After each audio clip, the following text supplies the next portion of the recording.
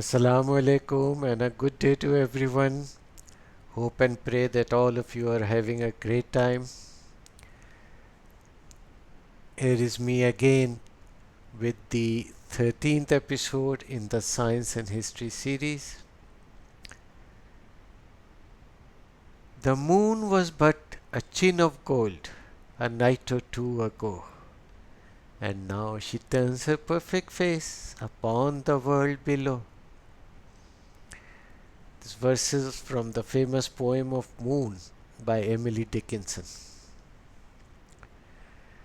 Poets and humans at large have always looked at the moon with wonder, as a symbol of beauty, mystery, and even love. But beyond poetry, the moon has its own fascinating story. Why its face changes, why its light waxes and wanes, why sometimes it looks bigger or of a different color, and how for centuries it has impacted calendars and human life. Today we will explore the moon's secrets, phases, faces, and myths, the science we see, and the stories we tell.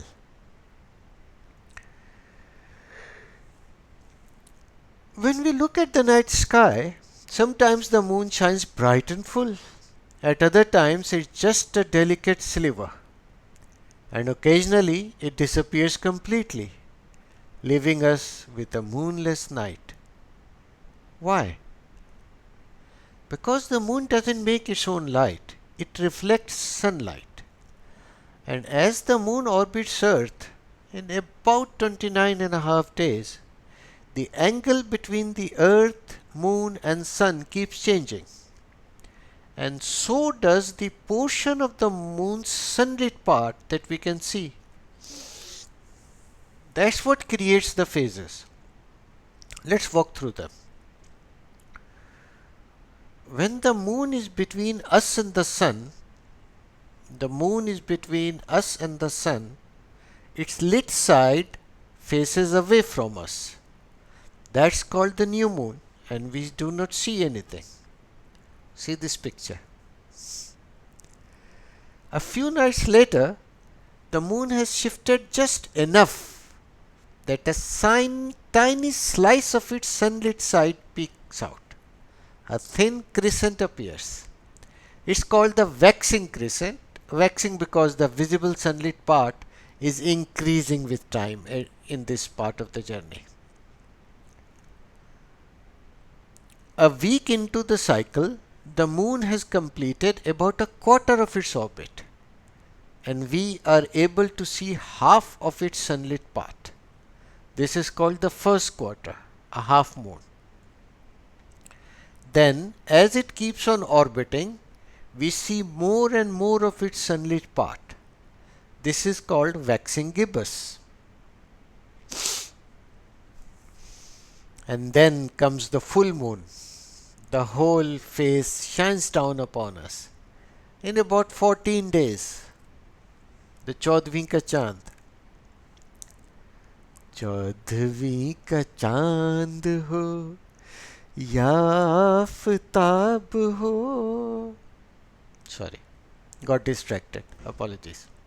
So, the full moon is when the earth is between the moon and the sun, and we are able to see its full sunlit side. So we call it a full moon. After that, the visible moon begins to shrink. First waning gibbous, then last quarter, and finally a thin crescent again, before disappearing into the new moon. This cycle repeats endlessly every month and is the reason behind the word month itself, which is derived from moon. Just to recap, please look at the picture on the screen. In sequence, new moon, waxing crescent, first quarter, waxing gibbous, full moon, waning gibbous, third quarter, and waning crescent before the next new moon. I hope it's all clear. Now you might ask, in those 30 days of moon's orbit around the Earth has rotated on its orbit about 30 times. 30 days. Why doesn't that change the view? The answer is, Earth may spin every day, but that doesn't affect the moon's phases. What matters is the moon's position in its month-long orbit around Earth and how sunlight falls on it. Our daily spin just changes when and where we see the moon, not the shape we see. The changing angle of sunlight on the visible part of the moon is the only thing that matters for its phases. Important. Everyone on Earth sees the same phase at the same time, where visible. Clear? For thousands of years, people have tracked time using the moon. A lunar month is about 29 or 30 days, and 12 lunar months make a year of about 354 days. For us Muslims, this is even more important, as our calendar is based on lunar cycles. That's why Islamic months shift each year compared to the solar calendar. Ramzan, for example, moves through the whole solar calendar in about 33 years. Even today, many cultures, not just Muslims, still use the lunar calendar for festivals and rituals. So here is something interesting. Even though the moon's phase is the same everywhere, the start of the lunar month, like Ramadan or Eid, can differ across countries. Why? Because declaring the new crescent moon depends on visibility. And visibility depends on three things. First, the horizon. If the crescent dips below the horizon too soon after sunset, people won't spot it. Second, the angle. The moon's path in the sky can make it appear higher or lower, making it easier or harder to see.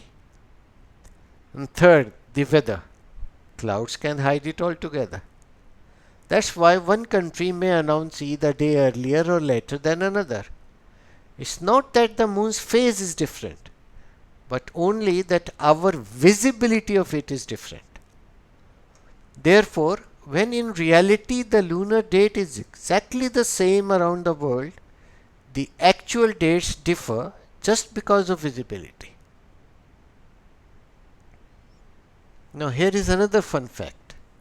We always see the same side of the moon.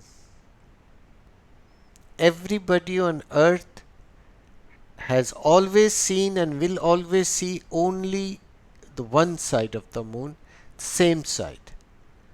That is, the moon only shows one and the same side of it to Earth, always. Why?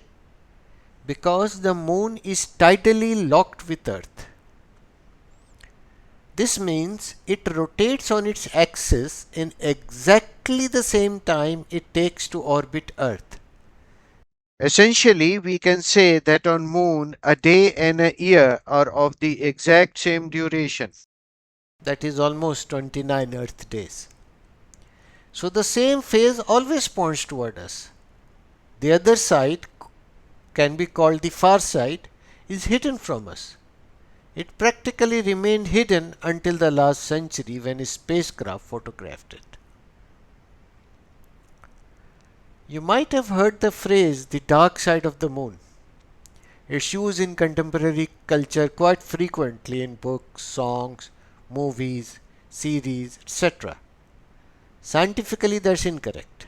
Our moon does not have a dark side, since it's not tidally locked with the sun. If a body orbiting a star gets tidally locked with the star, meaning one part of it always faces the star, its other side would be the dark side, since the other side will never get sunlight. Tidal locking is a fascinating topic. We might cover it in more detail in one of our future sessions. We often confuse eclipses with phases, but they're different. Phases are just how much sunlight we see on the moon as it orbits Earth.